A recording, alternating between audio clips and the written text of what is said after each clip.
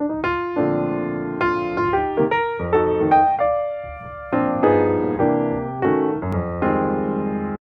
had COVID. I'm still not very well, but in fact, I've got sicker again. I got a bit better, but now I'm much sicker again, which seems to be happening to people. And my child is very, very ill.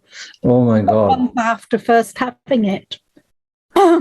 We can postpone it. If you... Why don't we try it? See if, or maybe test first if you think my voice isn't good enough. I think it's okay. No, it's you fine. might have to edit out some coughing if I cough, or just pause for a moment. So, what normally I do, just have a conversation, and then and then hopefully I'll get something good from there, and then edit it, and then send it to you, and then if you think that that makes sense.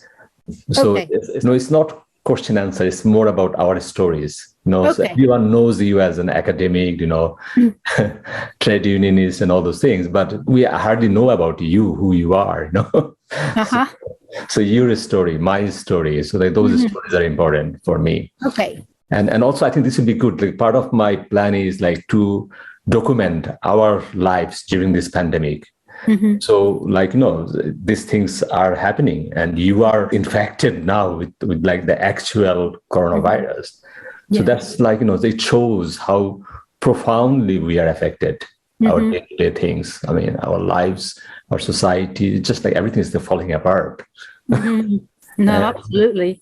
And then the other stories, the millions of people are on the street, they want to go back to work. It's total dystopia. Of course, quite a lot of people, I'm sure you understand, want things to restart because there is no means of life for them.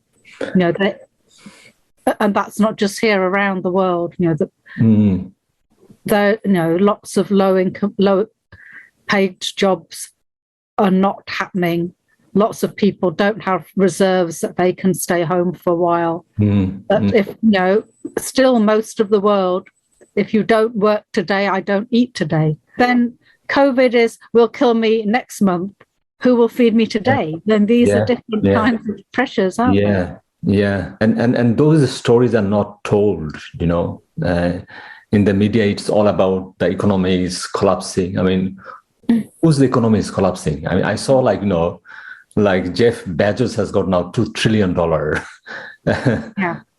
Apple has got over $3 trillion just sitting around, What's the use of this money? And the tax haven around the world is got $32 trillion.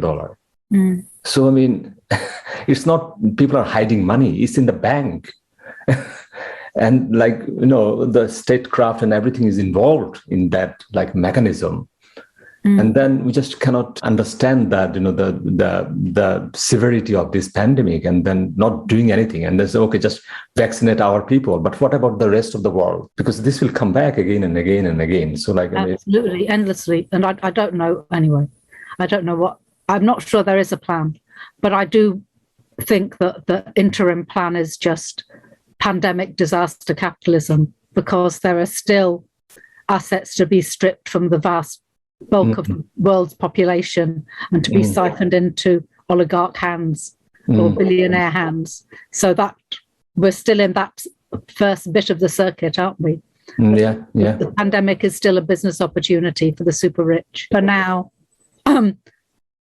that still can shape quite a lot of institutional responses.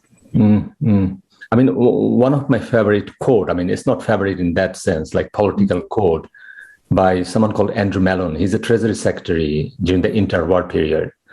So he was so powerful. He was a banker himself. He's a kind of billionaire, in today's term. He was so powerful. He served in the 3 terms of the 3 presidents.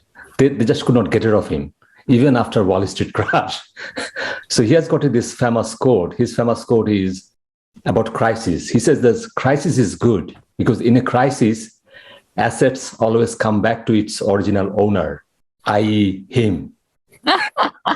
So that's an interesting idea of the capitalistic. They are the originary moment of capitalism as well. Because this is good time. There's no primitive accumulation here. There's no common goods held in by all humanity and all living things previously that somehow they invented out of air. Capital to return to them. That is interesting. Yeah. One of the obligatory questions I asked that, where were you born and raised, Gargi? I was born in Essex because my father had come as an international student to the University of Essex, but mainly I grew up in Leicester. My family still live in Leicester. Leicester is a big, like our community, Bangladeshi, Pakistani, Indian. So it's a kind of, almost our land. Yeah, no, I think Leicester, I mean, Bradford might disagree, but I think Leicester is Asian capital of Britain. And we moved there when I was 4, which was the same year that Asian people started coming because they'd been expelled from Uganda. Part of the South Asian population in Leicester comes via East Africa, some via Kenya, but I think still the majority via Uganda. Many Indian, but also Bangladeshi and Pakistani roots, but via East Africa, which is a whole different story. I grew up during those years when Leicester was becoming an Asian city and was not happy about becoming an Asian city. Like now the story is as if Leicester has always been this kind of flagship of multicultural coexistence. Not even that now, but it certainly was not in the 1970s. It was basically a medium-sized British city, very, very white, very insular, not the kind of place that people would move to. And then very quickly, a very, very significant set of South Asian newcomers, many of whom came destitute. We were not part of that, but we arrived in the city at exactly the same time. So my growing up experience is that kind of battle about whether there's a place for Asian people in Leicester. Part of the question is, I mean, did you have any memories, like, that memory, still there? Any good memories? I was going to say that when I think about my growing up, and I don't normally talk about my growing up, and I think many racially minoritized British people of my age range don't, because it was a very, very frightening time to grow up in this country. Very violent, very threatening. I often say that I honestly didn't believe that a white person could be anything but racist until I was an adult. Wow. So although I must have met white people who were not overtly racist, it didn't strike me that they were not, that the default was, and not only softly racist, but would tell you, people say, yes, I'm racist, I'm proud of it, it's my right to be racist, you shouldn't be here. And then a load of expletives, a lot of violence, attacks on our house, not as bad for us as for some people, but attacks on our house. Once youths came saying that they were the National Front, and my father had to go out with a big chain to try and fight them off because no one will come and look after us. My experience in the street as a young Asian person was that you're never safe, that any excursion out of your house will have some racist interaction, even as a child, been hit and spat on in the street as a child. And I think every one of my age range has that experience. And we prefer not to talk about it because I don't want to think about that anymore. I'm very grateful that my children's experience is not that.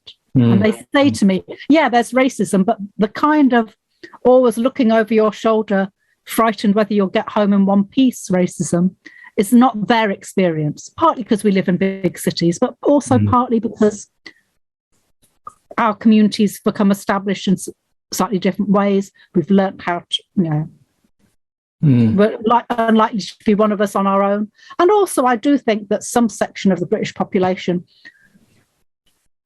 has moved somewhat, although perhaps not as much as we might pretend. But it's not how it was. It's not how it was in 73 or 75 in most parts of the country, I don't think. I was like listening to like Chomsky a couple of weeks ago. Like one of the things, I mean, I actually never thought that way. He was saying that if you compare UK, like the British society and American society, he says that there is a hope for American society to come out from this, this race war, but UK is hardwired with this racism historically, So UK will be the last country who can actually get rid of this. I hear what you're saying, and I think they're different histories. So of course, built into the fantasy of settler colonial America is that everyone apart from the indigenous population is a newcomer. So, like, there's some room for play there. Yeah. Whereas we will, God knows how long. Someone spoke about some of my co-authors who are young enough to be my children as migrants or immigrants. And I was saying, these are people of third and fourth generation. How long will we be here? My children's children will still be immigrants. What is this? So that we will always, because as Sivanandan says, we carry our passports on our faces. Yeah. But despite that, I also wonder if there's something, when Britain finally comes to terms with its imperial loss, or that really becomes post-imperial, understands that it's not central, then I think something interesting can happen. And I'm kind of interested in former imperial powers in decline. So we're still in the crisis of decline, where all the violence is bursting out unexpectedly all over the place. But that's not, there are other places that have been absolutely invested in their imperial centrality and then are not, and have to rebuild themselves differently, or to understand that they are peripheral in a different way. It's not a good example because Iceland's history is a different history, although there is some expansionary history. But when Iceland, during the crash, the 2008 crash, decide that actually we'd do better by kind of retreating from the global economy, I think that's interesting, isn't it? The moment in which you say, do you know what, all this swagger, that is not feeding any of us. And I think, so I don't think it's over for Britain, but I do think right now we're in the midst of the storm, when many, many more people, including people who thought they'd never ever see this day, realise that this is the real end game of empire. There's almost nothing left. The last, this is partly what the cronyism of the Johnson government is about, isn't it? There's no point even anymore trying to pretend to be a competent government because there's nothing at stake. All we can do is kind of pick the carcass, the last assets, quickly. We're not even hiding that we're taking them quickly. My friend, my cousin, my brother, quickly, let's take what we can, because this is the last hurrah. Then it's over for us. Then we'll have to move elsewhere with everything we stole from the state. Or I mean, it's quite interesting because I teach political science. One of the things, not like UK per se. I'm like more international relations, like the more states' behavior. But one thing is, if you see like UK's political milieu, you can see the most successful political party in UK's history is actually Tory Party over the last 300 years. That's quite telling, isn't it? It is, but also they are co-authors of Britain's parliamentary system. And they're the heirs of the two co-authors of both the, whatever we say, the Liberals are not the heirs of the Whigs. The Tory Party are kind of the bastard child of the previous Whigs and Tories, aren't they? Yeah. But it's and it has that, every element of it is set up to maintain a certain status quo. Even the horror of the Labour Party is still the insurgent party. There was not meant to be any space for any kind of workers' party. Most of the 20th century was a battle to say, yes, there could be a workers' party. And that battle only ended up being saying, okay, we can only have a workers' party if we're not a workers' party. That kind of. So I know other people say, oh, yes, that means that Britain is, fallback position is always towards the right. But I don't really buy that. I think that's to overplay the importance of parliamentary structures to a wider political consciousness. That's a set of institutions that is designed to have that outcome by players who all have an interest in that outcome. And it functions as it's meant to function, isn't it? And increasingly as it's meant to function by alienating more and more of the population, so that we are more and more disengaged from those formal institutions of political life. Do you think about that? Why the working class also vote for Tories over the years? What's the catch there? Is it like because of the control the media? the media spin that, they are the good people, they can take care of economy. I think I think it's not one thing in any era. So there's a conversation about working class Tory voters, which is as if these are the same people across time for the same reason. So I think in every political moment, the forces of the right, including the parliamentary right, they reassemble themselves. And partly what they do better is that they occupy the populist ground in each political moment more effectively than the parliamentary left in this country has done. You're right. The media has some role, but in previous, and I shouldn't underestimate that in a previous time, the popular press did play a big role. It is true that it mattered very much for Thatcher that the tabloid press was so in love with her. And the tabloid press really, if anything, that was the heyday of the power of the tabloid press, that the Sun in particular could set the political narrative, that was what every workplace was reading the Sun, that was, even people who didn't read it, they knew what the headline of the Sun was. But that moment has passed. The print media no longer has that role in popular consciousness. And I'm not even sure that television does, although there's clearly been a very concerted project by the current Tory administration to capture the BBC completely. And I wonder if that's more about shutting down disturbance more than persuading people to follow, if you see what I mean. There's a shutting down of disturbance, so awkward things are not said, just the silence. And then there's more the thing which the kind of hegemonic project that Stuart Hall thinks that Thatcherism is, which is more than just keeping us quiet, which is making us want it, making us believe in our hearts that we are all Thatcherites. That moment seems to me a past. So I think it's a much more pragmatic set of reasons why people vote Tory. They're not voting Tory, and they're voting Tory more than they're voting Labour, but they're not voting much at all. In local elections, not voting much at all. Even in national elections, given what's happening, wasn't a huge turnout last time. Very generationally split. So younger working class tend not to vote Tory still. So it's much more now, not even regional, it's just an age range outcome of the last general election. And I think we don't know what will happen next, because the last general election really threw everything at playing that generational card, and the set out of constituencies also favours the Tories, and kind of played everything to get that generational card almost as a last hurrah. A bit like some of the analyses of Trump have been, that was a last hurrah of a particular ageing white male demographic, just before the states can never be recaptured by that demographic.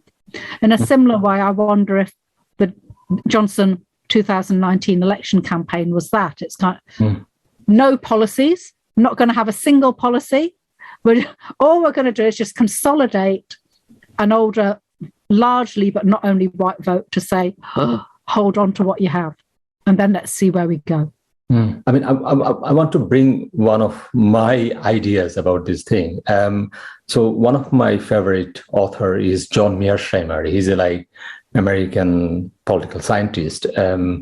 So he thinks that states are still very, very powerful entities in the world system.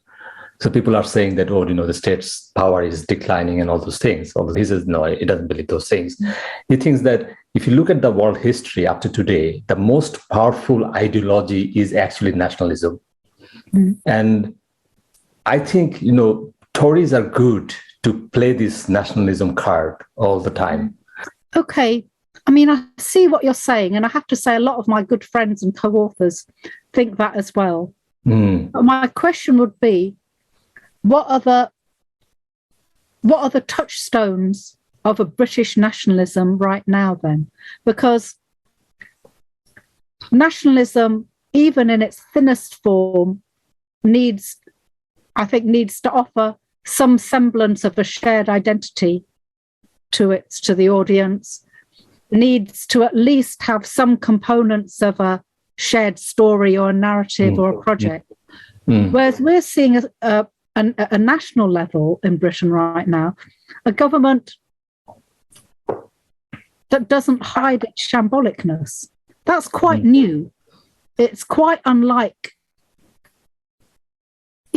even Cameron, actually. You know, this kind of like, we won't bother to come on the media. We know that from what's his face who drove to the castle from Dominic Cummings, that explicit advice to ministers was, don't be interviewed. Why go on the Today programme? That's only bad for us. Just duck it.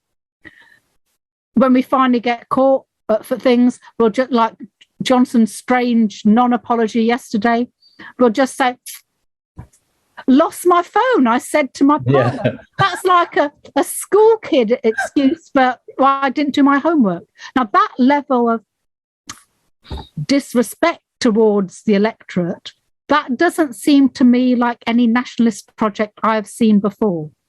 There's no pomp, there's no circumstance, there's no way of saying, oh, look, we are this thing together. There's nothing. There's almost no performance from the ruling state elite.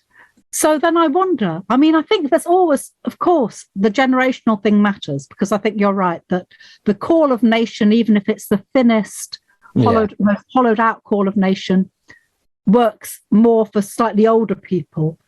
I wonder very much what the call of nation for younger Britons of any ethnicity is now. Younger Britons who, if they're employed, are precariously employed, hugely indebted if they go into education, see no prospect of ever having stable housing, extremely concerned that the world is on fire and everyone who's a decision maker seems not to give two shits about it, feels that all of the assets of public life, in as much as they exist, are being siphoned away from their generation back into older hands. For those people, I wonder what the call of nation could even be. And even whatever it could be, I don't think that call is being made to them. It's like idea about this, no? This, we are powerful, we are still the empire, we will be fine. We can dominate the rest of the world. We are the big guys. Don't worry about Europe or anything.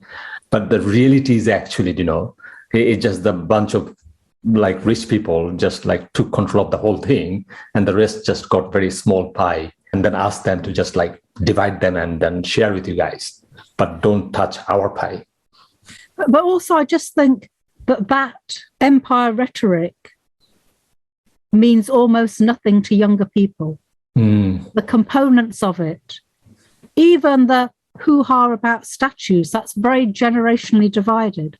I know there's some younger white people who go with their bigoted uncles to defend statues, but basically the battle about statues is a generational battle about, between younger people say, I don't want to see genocidal slave traders as I walk down the street, and older people who say that anything you change about Britain is an attack on British values.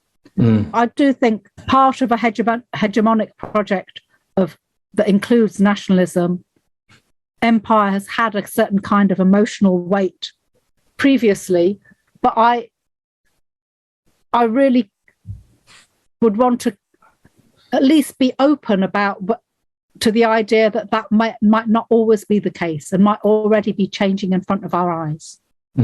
Partly because you have to know about something a little bit to have that fantasy. Yeah. I also tend to tell my own story as well. It's like empire and this the blind spot of this empire, the so-called empire. So I came to UK in 1999. So I did my PhD here and then got a job here. And then I suddenly found that my university got a new teaching building. Very fancy, very big building. And then they put a name there. The name is Dalhousie Building. Right. So I was growing up in Bangladesh, and throughout my childhood, even when I was very young, we were told that the Lord Dalhousie was a brutal viceroy for India. But this Dalhousie building was not named after him, but subsequent ancestor. Oh, I see. About who is also a viceroy for Rhodesia and Nyasaland. This is like kind of dynasty, like 3-4 people were, just like governor general for Nova Scotia, like in Africa.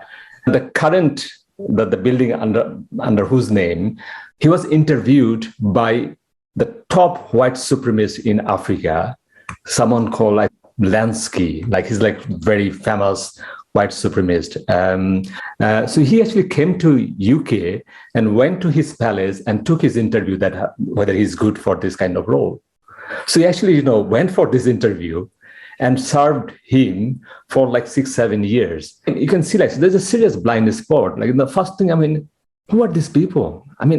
It seems like it's just so easy. Just like, it's a very respected family. It's an honorable man. So you have to put his name in that, in this building.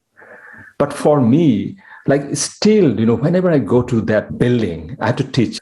And each time I actually go there, I actually talk to my class for 5 minutes about the building. Mm. I think that's part of me, like, try to redeem myself from this trauma.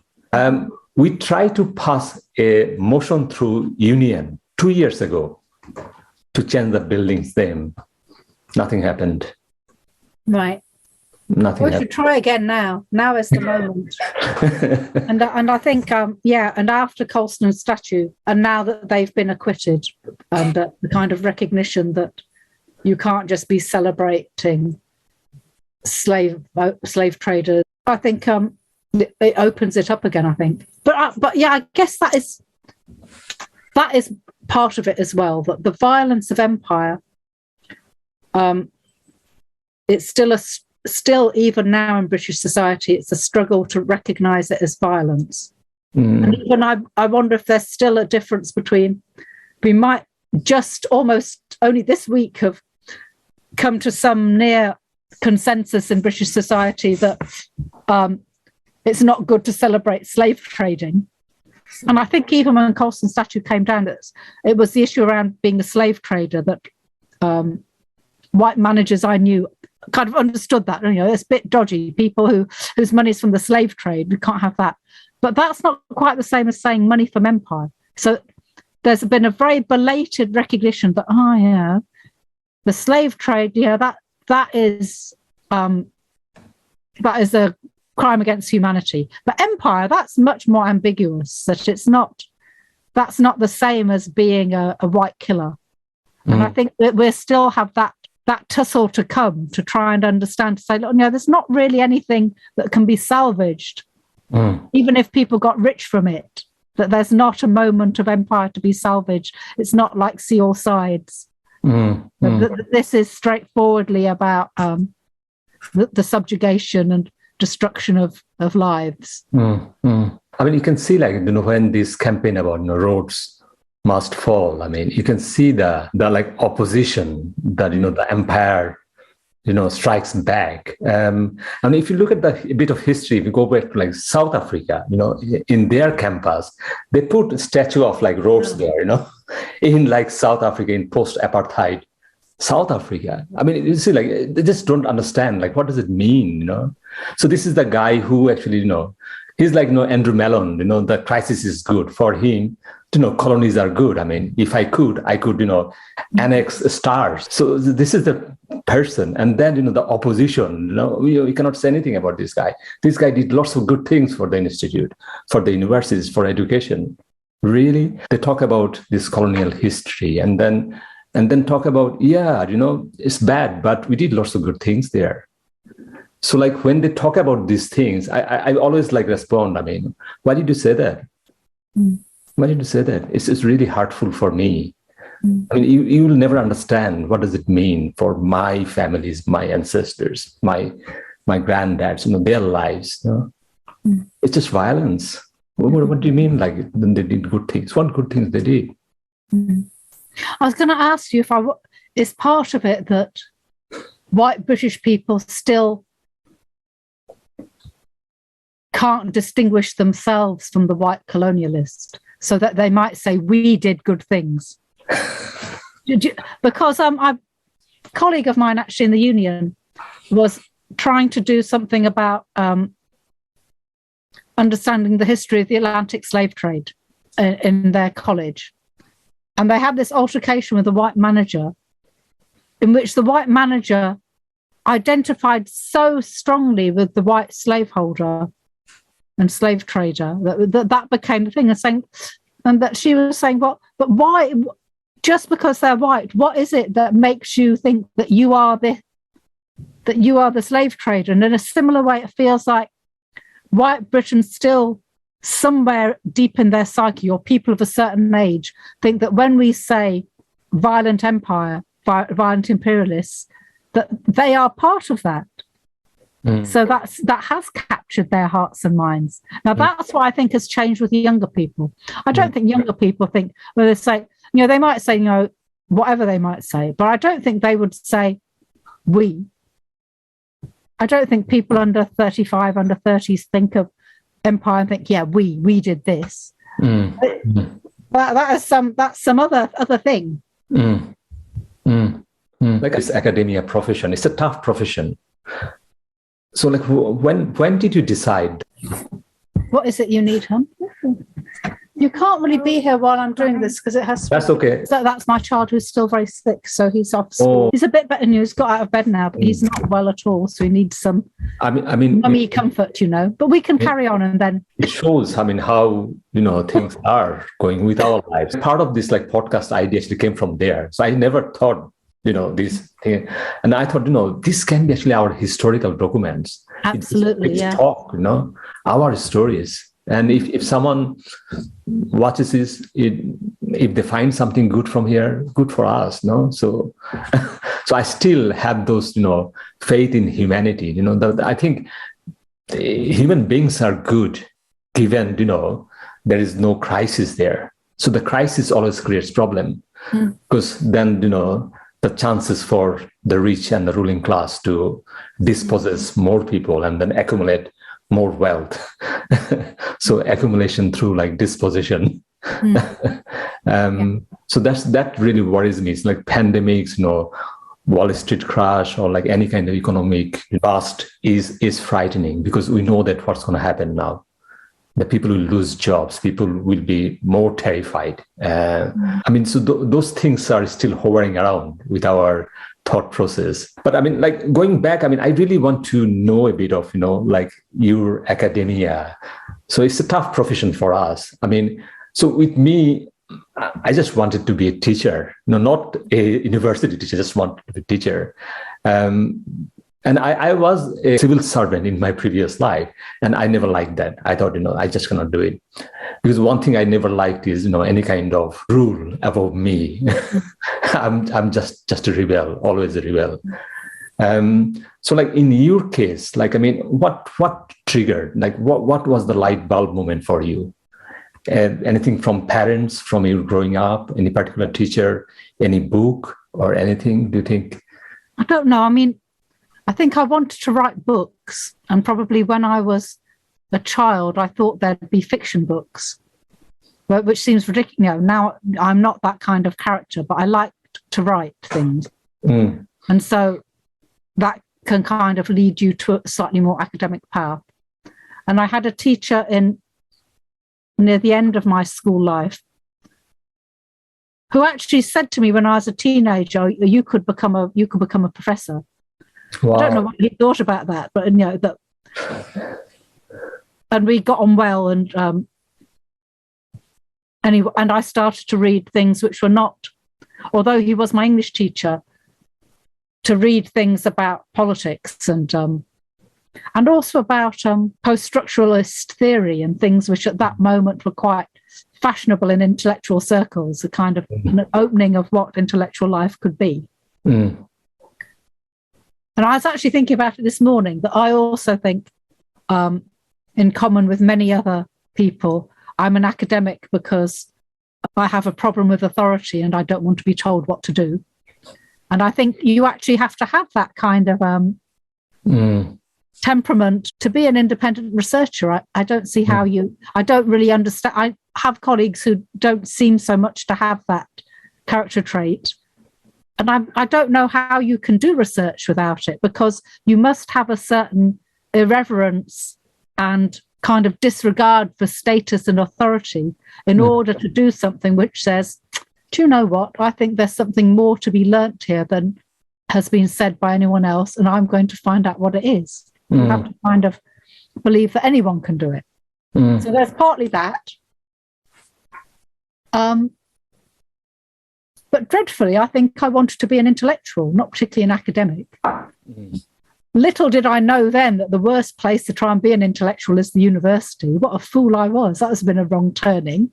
But in my head, still I think, even if it might not be a job, my interest is in the role of intellectual life in our collective well-being. I don't think universities can do that right now, sadly. But I still think the need is there. So then there's a kind of question about what we must all do to ensure that that can occur. That brings like to this question about, we talked about like decolonizing curriculum. What I see, like for me, like decolonizing curriculum, so there's like formal curriculum, which I myself can decolonize. So my courses like Middle East politics, decolonized. So that's a formal thing. But the problem is the implicit curriculum by the university. I think the building, the teaching building, Dalhousie, because I mean, when you are talking about decolonizing curriculum, and university is quite keen to do some of the stuff, but at the same time, the show goes on. They're still making those buildings, naming the buildings. To decolonize the university. I'm very sceptical about this whole project. As you say, the South African example is a student-led movement from below to absolutely remake the institutions of the university. Both to address a violent racist history that is being pushed in the faces of Black students every day, but alongside that, to address the class violences that continue to impoverish particularly Black students in South Africa, without a recognition of the ways in which post-apartheid South Africa has failed dreadfully, sadly, to meaningfully enfranchise and change the lives of its majority population, even though the formal structures of white rule have gone. So I think here, some of the movements, certainly Rhodes Must Fall, and some of the other ones, they've been shorter term tactics in order to kind of make visible the underlying racialized violence on which institutional life in this country sits. But I'm much more suspicious, or not suspicious, but less interested, only because, we're all mortal. We're only on the planet for a certain number of hours. And those hours for me are not, for me, my own time. I don't want to say anything about other people's time. I don't think my own time is best spent on something called decolonizing the university. I don't think universities right now can become decolonized spaces, because the role of the university is to stratify, to exclude, to consolidate a history of institutionalized knowledge, which has been very violent in both race and class terms and other terms. That's the job of the university. And I think universities are worth sticking with, because as well as being those things, they're also the space in which the accumulated knowledge of society is held, documented, exchanged, debated, and contested. And there's a reason why the ruling class wants to hang on to those institutional spaces, is because it matters. Who knows what matters? Our ability to do things next is shaped partly by our ability within our movements to include a meaningful intellectual life, not to the exclusion of all else, not to the exclusion of street activism, not to the exclusion of mutuality where we support each other, certainly not to the exclusion of collective action. But all of those things, a movement that is going to remake the world, or a set of movements that's going to remake the world, needs to have within itself an intellectual life. It doesn't need to have specialized intellectuals, but the movement must have an intellectual life. And if we give up on the historical resources of what human intellectual life has been, I'm not sure that we will have the components to make that intellectual life as we need it to be made for a world in which we can all survive and thrive. Mm-hmm. So I'm more interested in that.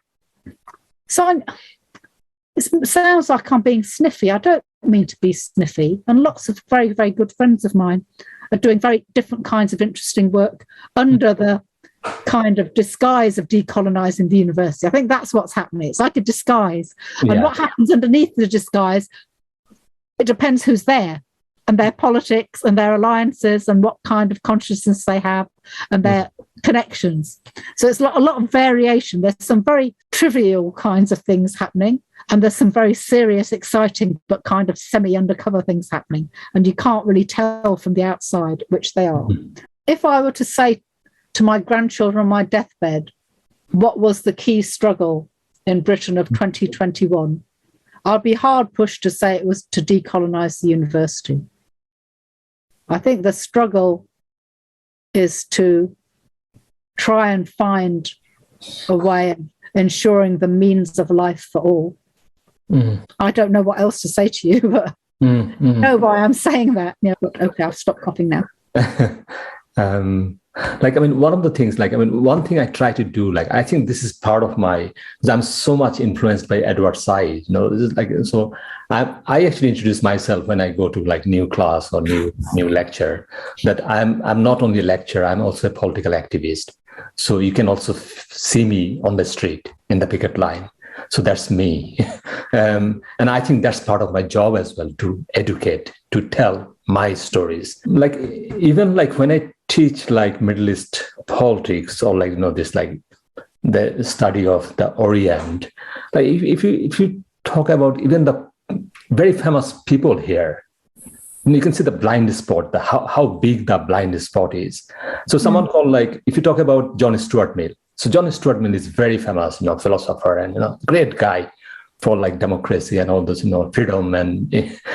But you can see his father is James Mill, another enlightened thinker, philosopher, historian, everything. So he wrote actually a book on India. He wrote 6 volumes on India because he thought that he can write, because it's so easy. But also he loathes India as well. He hates India. So it's not about India, it's actually against India. And it's quite terrifying. It's not like he's alone. His friends are Jeremy Bentham and all those people, this famous economists like Ricardo. So they never asked him that, why you are writing this book, man? You've never been to India. You know no one from India. You have no proximity to India. You are sitting in London and then you're writing this bullshit about India. And it was so, you can see so that's a serious blindness spot. The second thing he did, since he could write about India, he thought he add a chapter in his final volume on China as well. It's gone so far already in his head. And then he actually compared Chinese people with the rats, that kind of stuff. And then you can see these are the people, these are the books, these are historical documents they try to write. And these were actually studied in Oxford, Cambridge by all those civil servants who will be subsequently posted in India and other places with that kind of idea about, dehumanized people on the ground. So you can see that's why the violence is so easy, because these are not people. Mm-hmm. I'm not discarding John Stuart Mill at all, but I really want to connect that story as well, because he's the direct beneficiary of his father's wealth, because his father was so good a scholar of India, he got a job from East India Company. So when these people are respected, honored in a massive level, that there is nothing to see here. Just read his philosophy, read his historical documents and all those things. But I don't think, I'm not disputing the need to do better knowledge. And of course, there's a whole part of the decolonial project, which is really a mainstream scholarly project about, if we're going to know about the world, let us really know about the world. But that, I think, is both a movement project and an academic project and a scholarly project. But we both know that a lot of what is being done in the name of decolonizing the university is a bit bizarre right now, and that some of the most racist employers in the sector quickly kind of having their photos taken with random passing black people in for marketing exercises around this. You kind of think, oh, that's a bit of a warning sign to all of us to keep moving in our political agenda, I think. There's a funny story on this. I mean, I really want to touch it because which will be linked with your racial capitalism. So like a couple of years ago, do you know this like satirical thing called Onion in like so they put a like false story, like kind of like satire about Iowa University. They put a picture of all the white students and they photoshopped a black student there in that photo just to look good, how diverse we are. So everyone thought that, that's like Onion, like they write this stuff, like fictional stuff. I mean, then suddenly they found that Wisconsin University actually did the actual thing. I mean, so this like idea about diversity, like, and then, doing things in the name of diversity to actually, I think the part of the problem is two things. One is like this, like racial capitalism, like cash in with this kind of idea about, you're diverse, equal, it looks good, all those things. But at the same time, it also stops the actual change we need in the institute. Yeah, I mean, yes, I think it's largely a cover for existing racist structures. Yeah, I'm going to come now. Sorry, I think I've run out of time, really. It's time, I know. I'm going to come down now. I'm sorry, okay. I have to stop now. I mean, I think the best is like you take care of yourself and the kids, and then once you feel a bit better, 2-3 weeks time, we can do the rest. So we can stop here. Okay. Okay, right. Thanks so much. See you later. Bye. Thank you. Bye.